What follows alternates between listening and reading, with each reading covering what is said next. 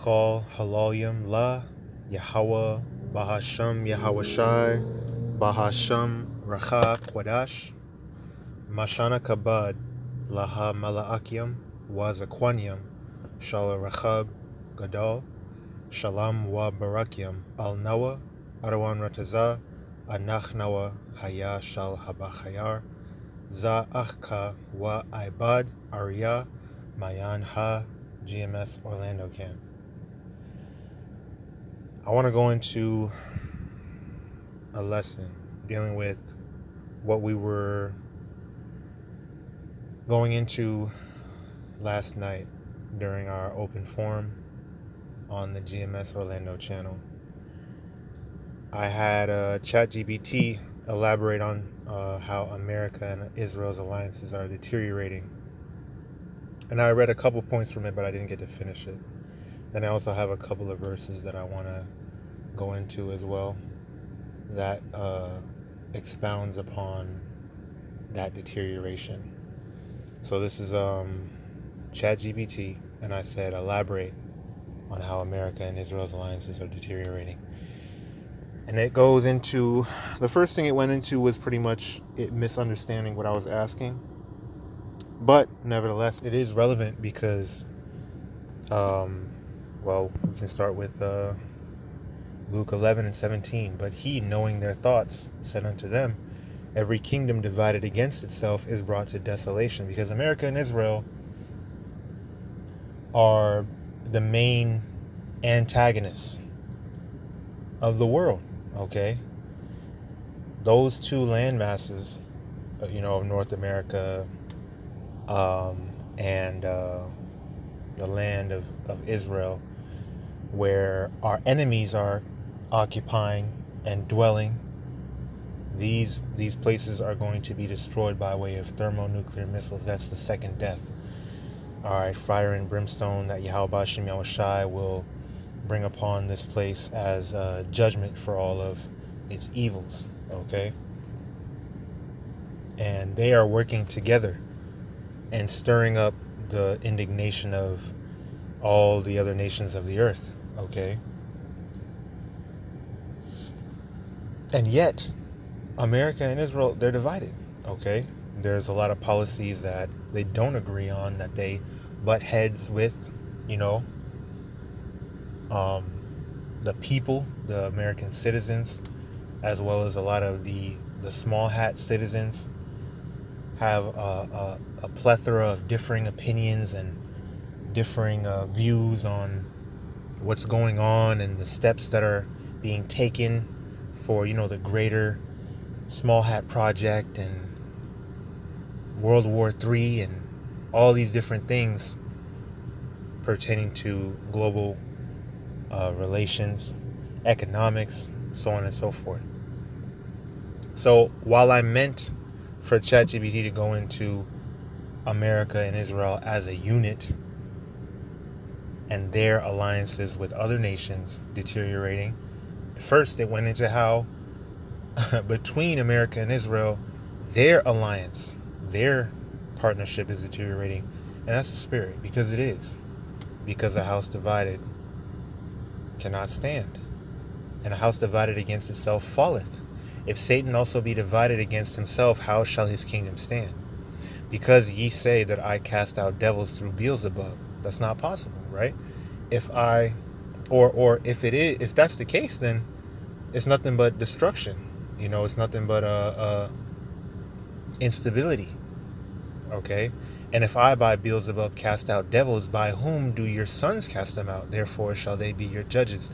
But if I with the finger of the Most High cast out devils, no doubt the kingdom of the Most High has come upon you. When a strong man armed keepeth his palace, his goods are in peace. But when a stronger than he shall come upon him and overcome him, he taketh from him all his armor wherein he trusted, and divideth his spoils. He that is not with me is against me, and he that gathereth not with me scattereth. So the strong man for a long time has been Esau, Edom, specifically the American Edomites, the Babylonians, and the Amalekites, the small hats. But now the tables are turning, and the weak is now saying that they're strong. and they are standing up against the bully, and they will prevail. Okay, now their nuclear weapons are being pointed towards this damn devil, and they're going to succeed in destroying him. Okay, so I'll just jump through this a bit. It says it's not quite accurate to say the alliance between the U.S. and Israel is simply deteriorating across the board. The relationship is still one of the strongest strategic partnerships in the world, but there are real points of strain that have become more visible in recent years.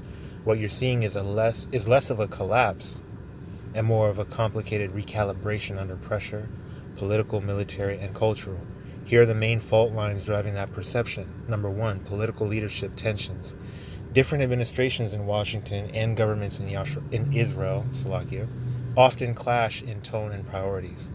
Under leaders like Joe Biden and Benjamin Netanyahu, disagreements have surfaced over judicial reforms in Israel, handling of Palestinian territories, and war strategy and proportional response. Even when both sides reaffirm commitment, public disagreements create the impression of weakening ties. Number two, the Gaza conflict and civilian impact. The ongoing conflict involving Gaza Strip has significantly strained optics and diplomacy. The U.S. continues military and intelligence support for Israel, but increasing concern over civilian casualties has led to pressure from U.S. officials for restraint, calls for ceasefires from parts of the American government and public. This creates tension between strategic support and humanitarian expectations.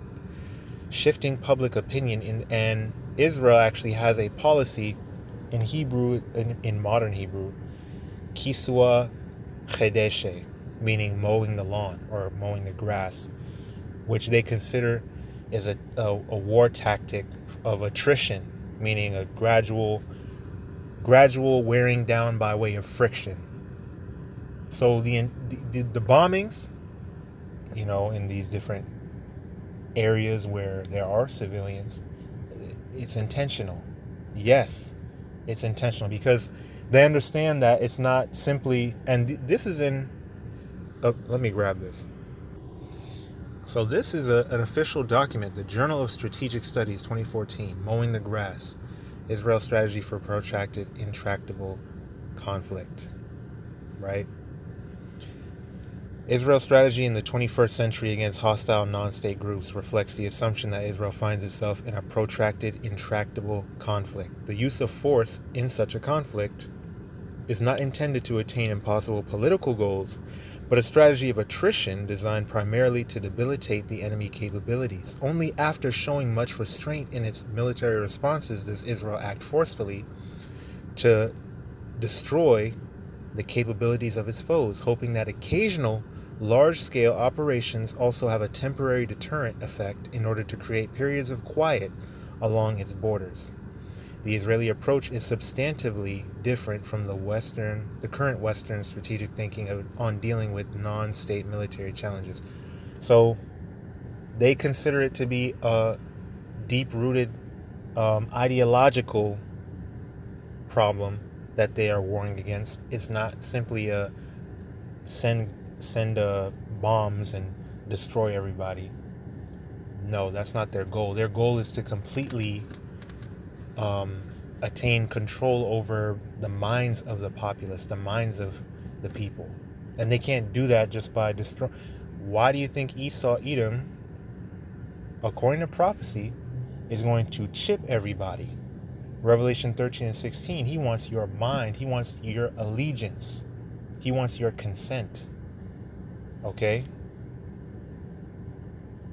You can only get so far with force, really. You're stagnant, you're at a stalemate. At a certain point in time, you're going to have people that continue to rebel.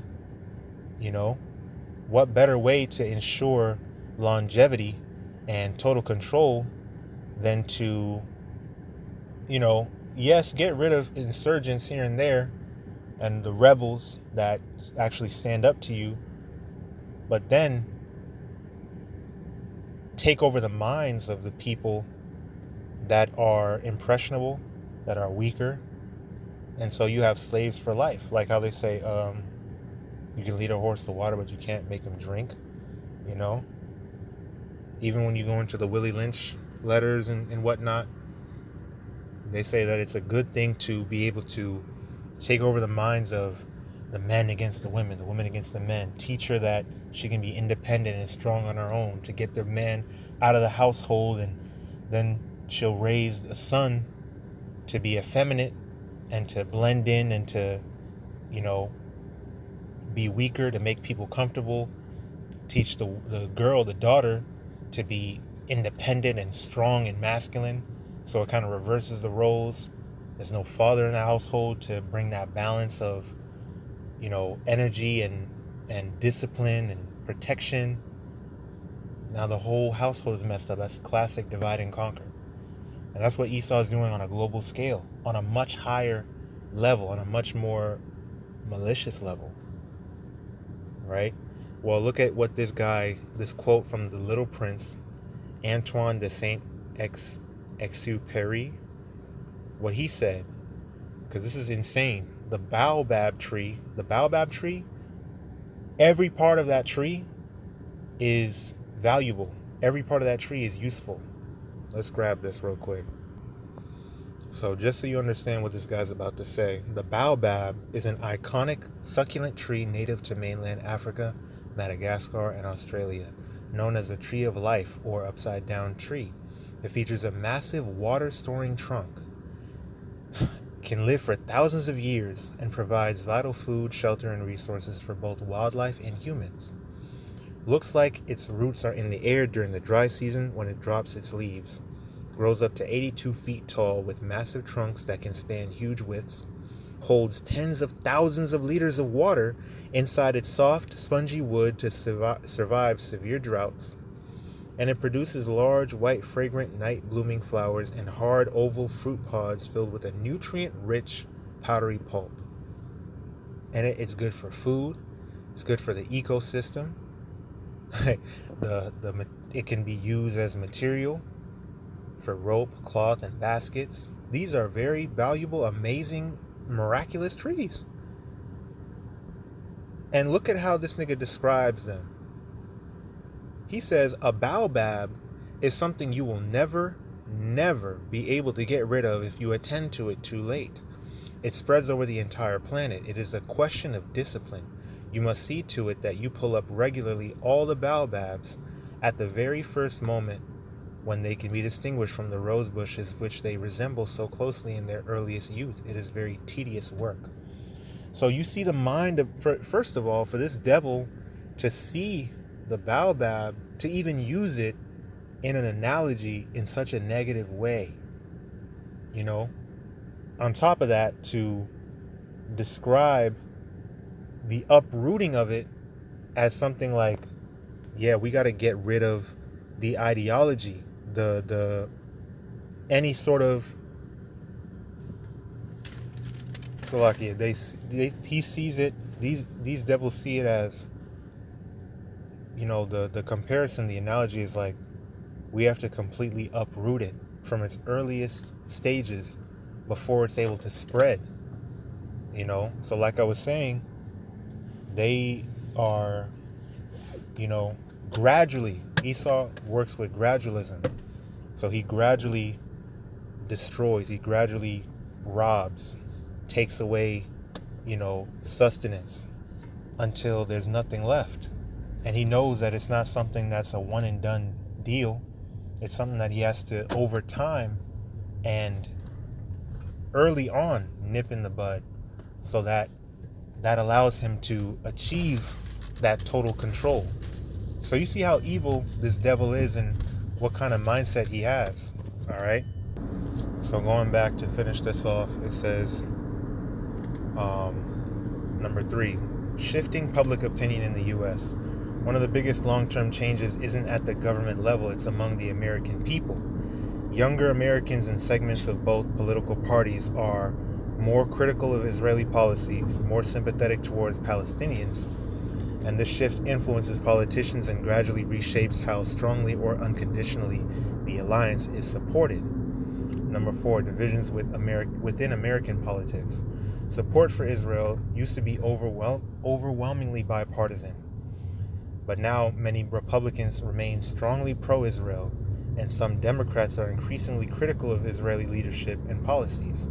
This politicization introduces instability. Future policy can swing depending on who's in power. Number 5, strategic disagreements, especially Iran. The U.S. and Israel don't always agree on how to handle threats like Iran. Israel tends to favor more aggressive, preemptive measures. See? The U.S. has at times pursued diplomacy, e.g. nuclear agreements. And which that's not working, because you see Trump for years, actually, for months, he has been saying, oh, they want to talk, they want a deal, desperately they want to make a deal. They're not allowed to have nuclear weapons. They're trying to do Iran like how they do to Japan, like how they do the United Arab Emirates. But that's not going to work. Okay, Iran, them's the Carmanians in prophecy. Them's the Persians. Dealing with the Persians and the Medes. But now the Medes are mightier than the Persians this time.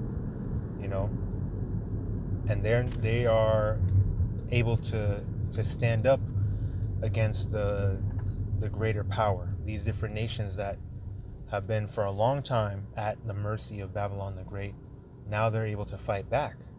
You're not the only one with nuclear weapons anymore. Okay, so these differences create friction behind the scenes, even if cooperation continues. But we know that ultimately Babylon is going to do whatever their leaders, the Amalekite leaders, say. All right, they're going to fulfill prophecy. Although throughout the course of the operations is going to be a lot of instability, and they're going to continue to, have friction with each other. Number 6, Israel expanding other alliances. Israel has been building relationships beyond the U.S., including Arab states through agreements like the Abraham Accords, and stronger ties with countries like India and some European nations. But them niggas are going to turn on you too. This doesn't replace the U.S., but it reduces total dependence, which can subtly shift dynamics. Military, and that's what's going to make it so much more amazing to see these nations completely turn on the whore. Because Amalek, you are the whore too. You really, you're the head of the whore. You're the head of the whore. Babylon the Great is the whore, right? That rideth upon the beast, NATO and the EU. But Amalek, you're the head of the whore, the chief house of Edom. Okay? Number 7, military support and conditions. The U.S. still provides billions in aid and advanced weapons systems, but there's increasing discussion in Washington about placing conditions on aid. Israel often resists external constraints on its military decisions, right? Because again, they're aggressive. They want to strike while the iron's hot, so to speak. Really, before the iron even gets to that burning point. That's their philosophy in terms of war. They're very unforgiving. They're very relentless in their force, in their use of force. That tension, support versus autonomy, is a recurring friction point. Bottom line, the alliance between the U.S. and Israel is not collapsing, but it is more openly debated, politically divided, and influenced by public opinion and global scrutiny. Think of it less as a break and more as a relationship under stress, while still deeply interdependent, militarily, economically, and strategically. So then I told it, I meant America and Israel together as one. Their alliances are deteriorating with other nations, they said. And chat said, got it. You're talking about the joint Western power structure of U.S. and Israel, and how their combined influence and alliances with other nations are showing signs of strain. That's a more accurate and interesting angle. And yes, there are real shifts happening globally. But again, this isn't a simple collapse. It's more like their dominance is being challenged and resisted in multiple regions at once, which that's just going to lead to collapse. But chat got a damage control. Number 1, rising multipolar world, less Western control. For decades, the U.S.-Israel bloc operated within a largely Western-dominated system. That's changing. Countries like China and Russia are pushing a multipolar world order. Alliances like BRICS are expanding economic cooperation outside Western control. Effect: nations are less dependent on the U.S.-led system, which weakens leverage tied to alliances. Middle East realignment, not fully loyal anymore. The Middle East used to be tightly aligned with U.S. influence, indirectly benefiting Israel. Now it's more complicated. Saudi Arabia is balancing between the U.S. and China. The United Arab Emirates cooperates with Israel via the Abraham Accords, but also works with rivals. Iran is strengthening ties with Russia and China. Effect, even allies are hedging their bets instead of staying firmly in one camp. Because ultimately the deal is sweeter on the other side. What they call the Western world, that shit is failing. Because then you have the global South, these African nations, South America, China, that are economically trumping the petrodollar. They're no longer relying on the Federal Reserve note, but they're going back to the gold standard. So they're able to manage their resources without the influence of Babylon, without the dependence on Babylon the Great, and creating wealth for them. On top of that, again, the weapons, the nuclear weapons, the nuclear capabilities of these different nations has matched and even surpassed that of Babylon the Great's nuclear capabilities. Otherwise, they would have taken them out. They would have been able to be all them threats that Trump has been making, talking about we're gonna blow them to smithereens. We're gonna, what did he say? We're gonna, because there was some American troops that got put to death, and he said we're gonna basically blow the F out of them or beat the effing S out of them, something like that, in a recent report. We're gonna bomb the fucking shit out of them. So yeah, Trump talking all that shit, but he knows he can't really do anything because, like that Einstein quote, I don't know what kind of weapons that World War III will be fought with, but World War IV will be fought with sticks and stones. But the reality is, and he said that, to illustrate the point that we're all going to blow each other up. But the reality is, according to prophecy, World War III, is going to be fought with nuclear weapons. And really, it's going to be a one-sided war where Babylon and Israel are destroyed. And there's not going to be a World War IV. All right? After World War III, after Babylon and Israel are annihilated, that's when the kingdom is established. Because that's what the people don't see. They don't understand prophecy. And they don't see YAHAWASHI. They don't see the Spirit and what the Lord is doing in the world which He made. All right? So it says, number 3, global backlash over conflicts. Military actions tied to Israel, especially in places like Gaza Strip, have had ripple effects worldwide. Many countries in Africa, Latin America, Asia are becoming more openly critical of both Israel and U.S. support for it. Some have even downgraded diplomatic ties, supported international legal actions, strengthened relations with opposing blocs. Effect, the U.S. and Israel are increasingly seen by parts of the world as destabilizing rather than stabilizing forces. Right. And they have every right to, because how has Babylon the Great been operating? This is the book of Sirach 41, starting at verse 17. Going into shame, all right? I did a lesson on the strength of shame and how shame is a necessary attribute and it's indicative of honor. All right? You're not an honorable person if you don't have shame, because that means that, you just do whatever you want without fear of the consequences, without any standard, without any morality, right? So shame is,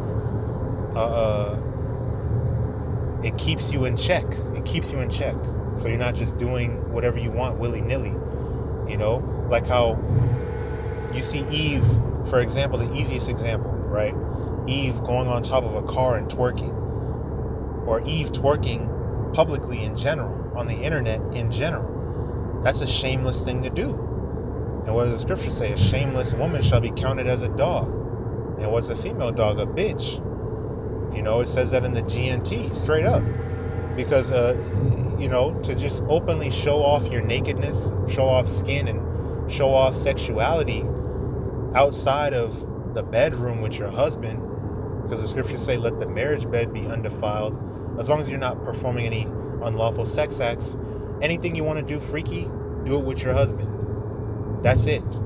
You're one man, your husband, that's it. But doing it in public means you have no shame. Everyone just able to look at you, record you, and do you know what these niggas are doing with the footage and posting you on Reddit and all these creeps, and you have no shame. You're disgusting. Okay?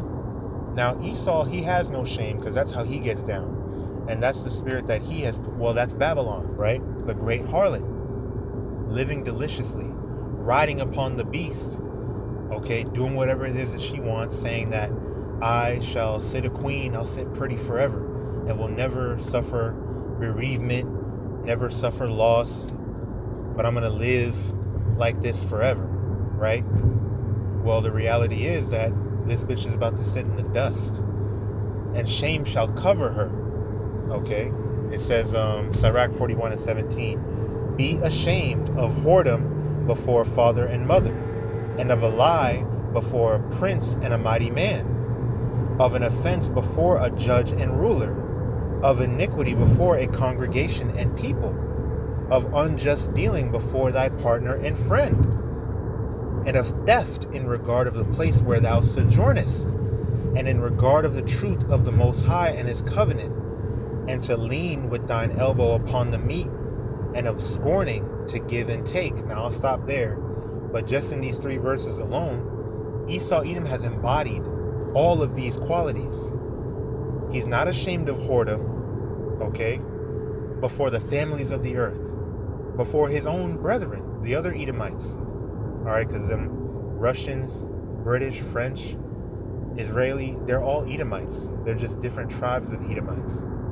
Just like you have different tribes of the true nation of Israel, like Benjamin, Ephraim, Issachar, Judah, right?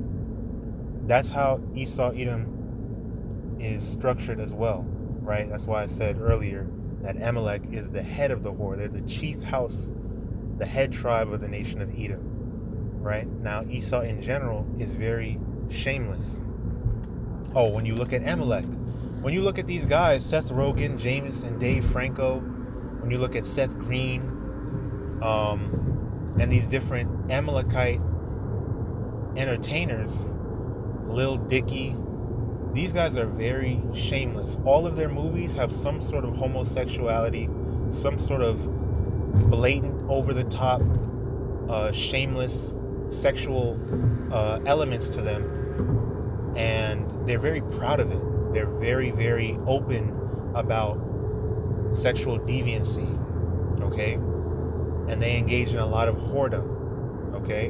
Not only that, but Amalekites run the porn industry, okay? These different guys that helm the different companies and networks that these women sign into, they're run by Amalek, all right? These different websites, Pornhub, and whatever else. I really don't even know the names of all these different websites.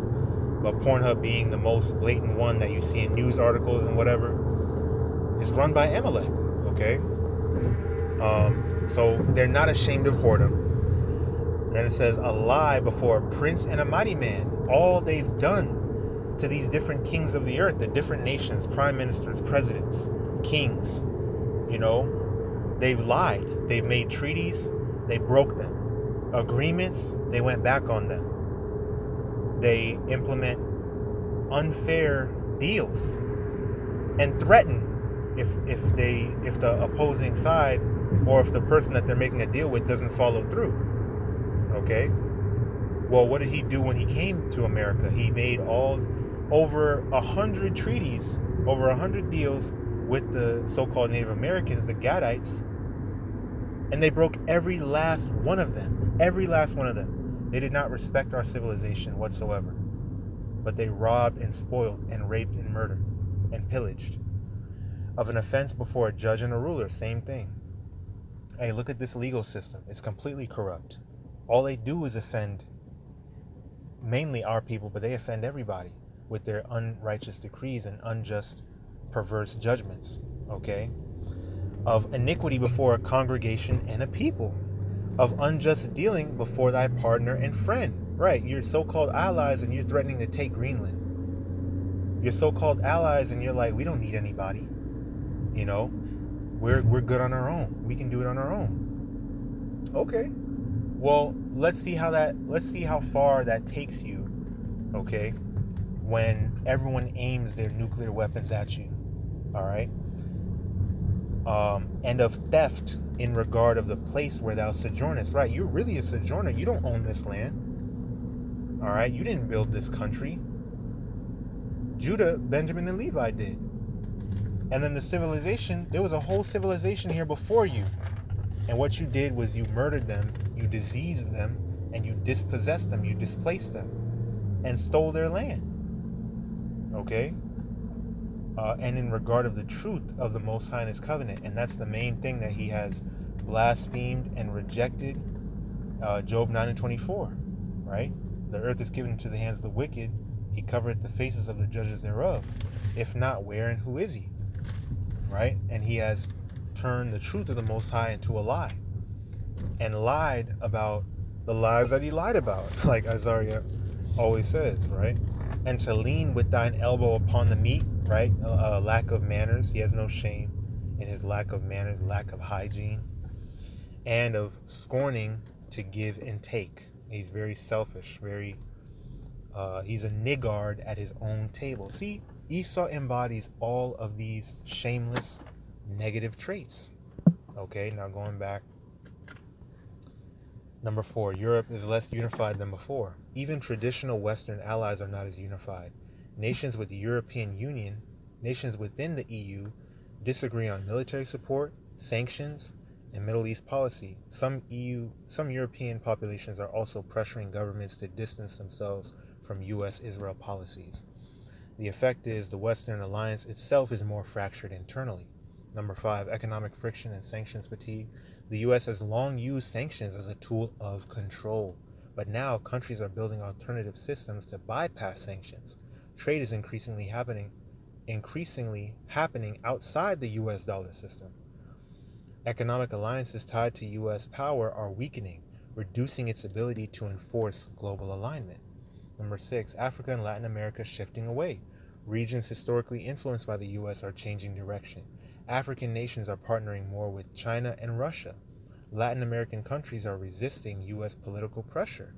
Many of these nations are also more openly supportive of Palestine and more critical of Israel. Effect: the moral and political influence of the U.S.-Israel bloc is declining in the global south. Information war and narrative collapse. This is a big one. Social media and independent journalism have reduced Western control over global narratives. Events are now seen in real time, and interpretations differ widely. Effect: the U.S. and Israel can no longer shape global opinion as easily as before. Right, they've lost the information war. Bottom line, what you're seeing is not just alliances deteriorating, it's a shift from U.S.-dominated world to a contested global order, a growing willingness of nations to challenge or distance themselves from the U.S.-Israel influence, an increasing perception, fair or not, of that alliance as self-serving rather than universally beneficial. They still have enormous power, but it's no longer unchallenged or universally accepted. And this is how we know they're circling the drain. And then look at what chat said. Chat, like I said before, chat is very curated. So how you operate with chat, it knows, And this is that artificial Idumean technology. But it also shows you that brothers around the world, around the U.S., as far as I know at least, around the U.S., brothers are shaping the algorithm to the point where a lot of times chat can't help but tell the truth. It said, if you want, I can connect this to prophecy like Babylon, shifting nations, and judgment themes, since that seems to be the deeper angle you often explore. You're damn right. Now, I would do that, but it would make it a lot longer. So I may say, yeah, go ahead and do that and make it another video. But I'll leave it off right there. I don't want to is edifying. The YAHAWAH and YAHAWASHI YAHAWAH QADASH was sort of on me to bring out this lesson and push forth this word. Mashana kabad laha malaakim was a quanium shal rachab gadol. Shalom wa barakim al Noah. I don't want to nach Noah haya shal habachayar. Wa barakim kabad hawad wa Allah la Yahawah wa Yahawashai. Tam yad wa la awalamyam. Shalom.